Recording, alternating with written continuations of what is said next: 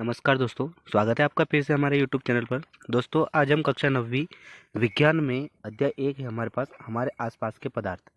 इस अध्याय में जितने भी लघु उत्तरीय प्रश्न हैं जो कि आपकी वार्षिक परीक्षा के लिए महत्वपूर्ण हैं, उन सारे प्रश्नों को आज हम इस वीडियो में कवर करेंगे। तो दोस्तों, अगर आपने अभी तक हमारे चैनल को सब्सक्राइब नहीं किया तो आप चैनल को सब्सक्राइब कर लीजिएगा, ताकि ऐसे ही नए नए वीडियो आप तक हमेशा पहुँचते रहे। तो चलिए दोस्तों, शुरुआत करते हैं हम हमारे वीडियो की।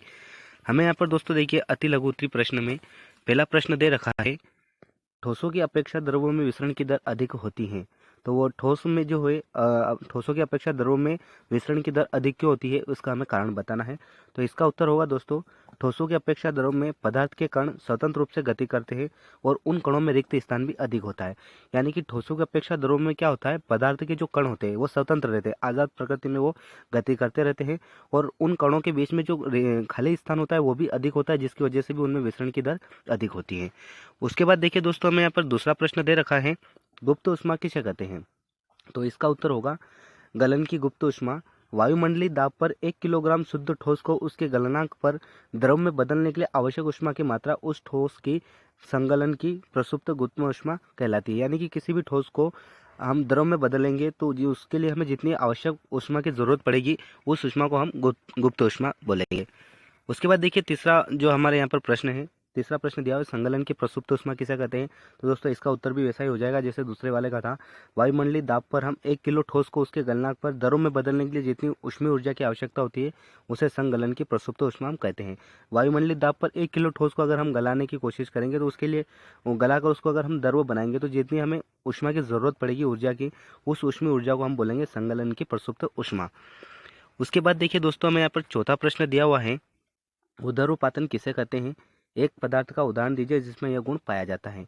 तो इसका उत्तर होगा, उदरोपातन एक भौतिक रासायनिक प्रक्रिया है जिसमें कोई पदार्थ अपनी ठोस अवस्था से सीधे गैस में परिवर्तित हो जाता है।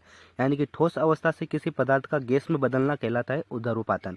इस पूरी प्रक्रिया के दौरान पदार्थ की अवस्था किसी मध्यवर्ती द्रव अवस्था में परिवर्तित नहीं होती। यानी कि ठोस से वो जो भी पदार्थ होगा वो द्रव में ना होकर सीधा गैस में ही वो उसकी अवस्था बदल जाती है। कपूर का ठोस अवस्था से सीधे वाष्प रूप में उड़ जाना ऊर्ध्वपातन का एक उदाहरण है। उदाहरण के लिए देखिए, यहाँ पर कपूर दे रखा है। कपूर जो होता है वो ठोस आकार का होता है, लेकिन जब उसमें रासायनिक भौतिक रासायनिक प्रक्रिया होती है तो वो सीधा द्रव में ना बदलकर सीधा वाष्प बनकर उड़ जाता है, जिसको हम बोलते हैं ऊर्ध्वपातन। उसके बाद अगला प्रश्न हमें यहाँ पर प्रश्न नंबर 5वां दिया हुआ है, निक्षेपण किसे कहते हैं। तो इसका उत्तर होगा दोस्तों, निक्षेपण एक ऊष्मायनिक प्रक्रिया है जिसमें कोई गैस ठोस बन जाती है। इसकी उल्टी प्रक्रिया ऊर्ध्वपातन कहलाती है ना। ऊर्ध्वपातन में देखो, अभी हमने पढ़ा था, किसी भी ठोस का अगर गैस में परिवर्तन होना ऊर्ध्वपातन कहलाता है, लेकिन किसी गैस का अगर ठोस में बदल जाना है ना, कोई अगर गैस है अगर वो ठोस में बदल जाती है तो उसको हम बोलते हैं निक्षेपण। और प्रश्न नंबर 6वां हमें यहाँ पर दिया हुआ है, शुष्क बर्फ किसे कहते हैं और क्यों। तो इसका उत्तर होगा दोस्तों, आपके कार्बन डाइऑक्साइड पर दाब बढ़ाया जाता है, उच्च दाब पर यह संपीड़ित होकर ठोस में बदल जाती है, इसे ठोस कार्बन डाइऑक्साइड कहते हैं।